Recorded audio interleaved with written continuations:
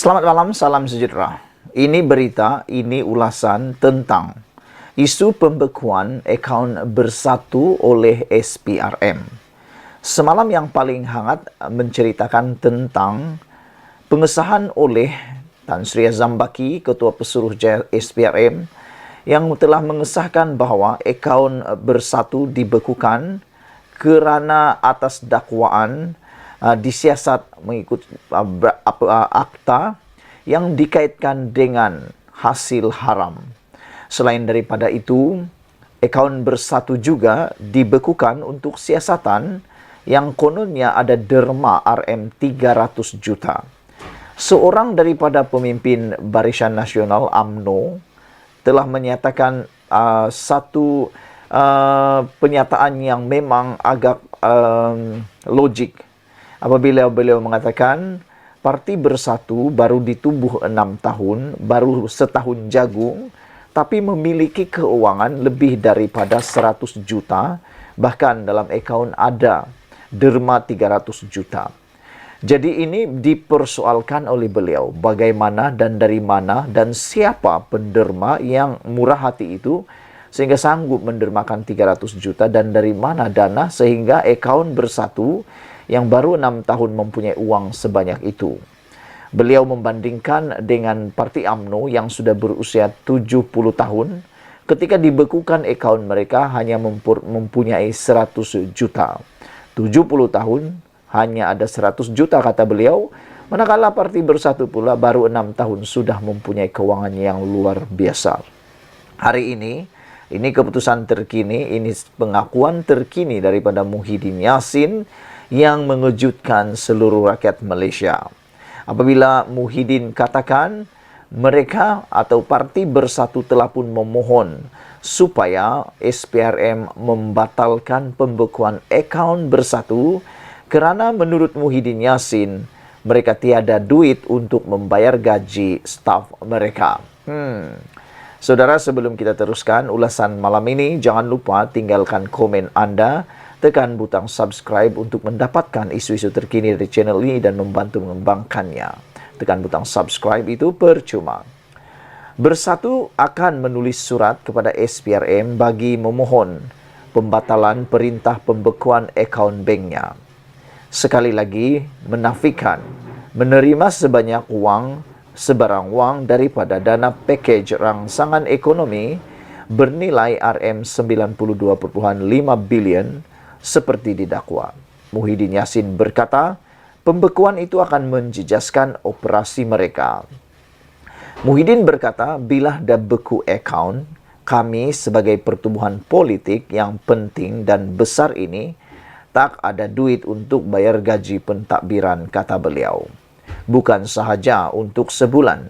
Sekarang ini mereka kata beku 3 bulan. Pun susah, kata beliau.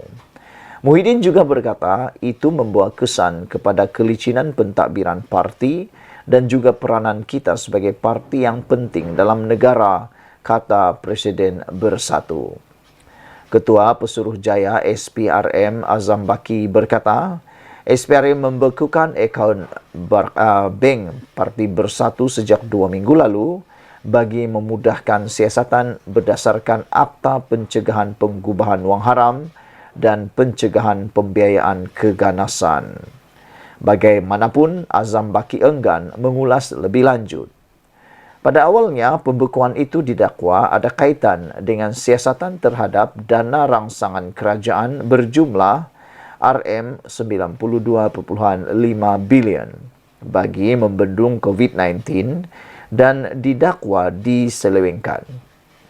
Bagaimanapun, sumber SPRM yang enggan dikenali mendakwa, pembekuan itu bagi menyiasat dakwaan Bersatu menerima sumbangan lebih daripada RM30 juta daripada kontraktor yang mendapat pelbagai projek semasa parti itu menjadi kerajaan.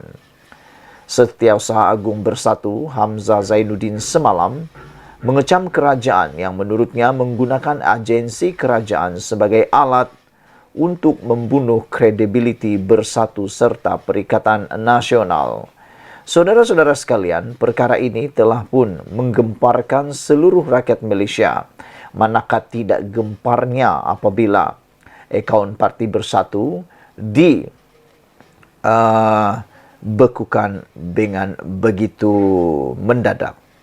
Dan Muhyiddin kata, tiada duit untuk bayar gaji dan kelicinan. Hari ini juga, Perdana Menteri kita Anwar Ibrahim telah menafikan campur tangan dalam tindakan SPRM membekukan akaun Bersatu. Perdana Menteri Anwar Ibrahim menafikan dakwaan bahawa kerajaan menggunakan SPRM sebagai alat politik untuk menentang Bersatu. Ikuti terus ulasan selepas ini.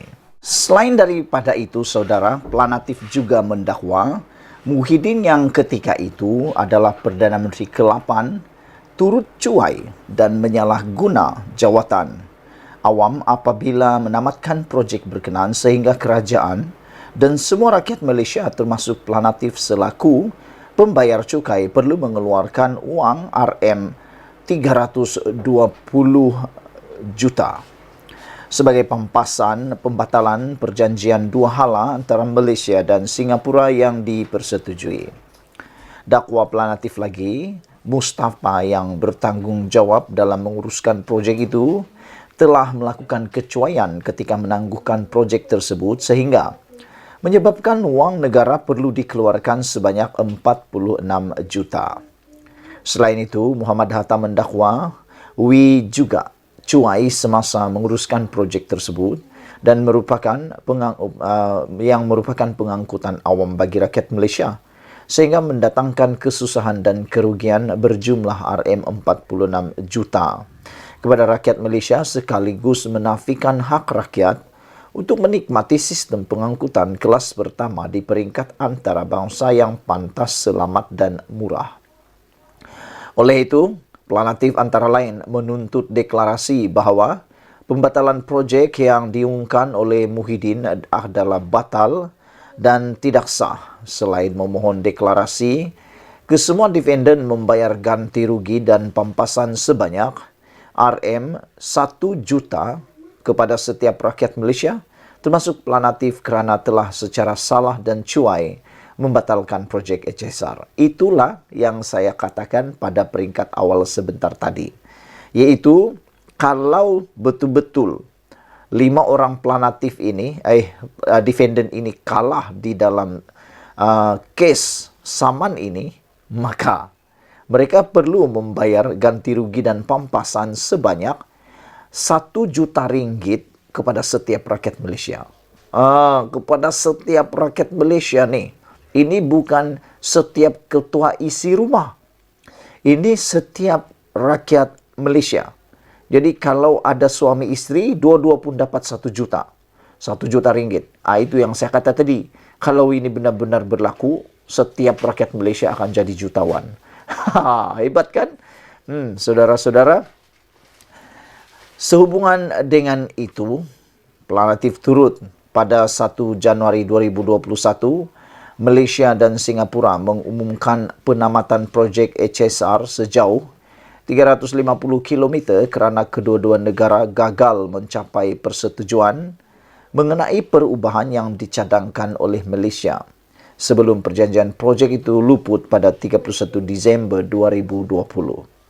Sehubungan itu, Malaysia telah membayar Singapura dolar 102.8 juta bersamaan RM320.27 juta kepada Singapura untuk kos yang ditanggung bagi pembangunan projek HSR dan berkaitan dengan pelanjutan penggantungannya.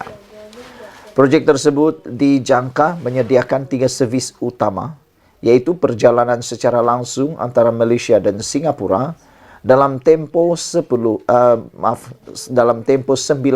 minit, servis domestik di Malaysia dan perkhidmatan shuttle di Iskandar Puteri Johor sehingga Singapura.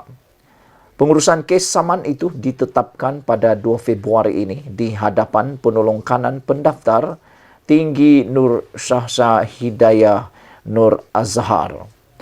Maksudnya, Kes ini akan disebut pada hari ini, akan diurus pada hari ini. Jadi saudara-saudara sekalian, di mana Anda pada kedudukan Anda? Adakah Anda mahu Tun Mahathir dan Muhyiddin serta yang lain kalah dalam zaman ini supaya dapat dibayar RM 1 juta setiap rakyat Malaysia? Ataupun Anda mahu supaya kes ini diselesaikan sahaja? Itu yang betul-betul menariknya tentang kes ini. Sekian dulu untuk kali ini. Jangan lupa tinggalkan komen Anda, tekan butang subscribe. Tekan butang subscribe itu percuma. Malaysia kita punya, kita jaga sama-sama. Cintai Malaysiaku. Bye-bye.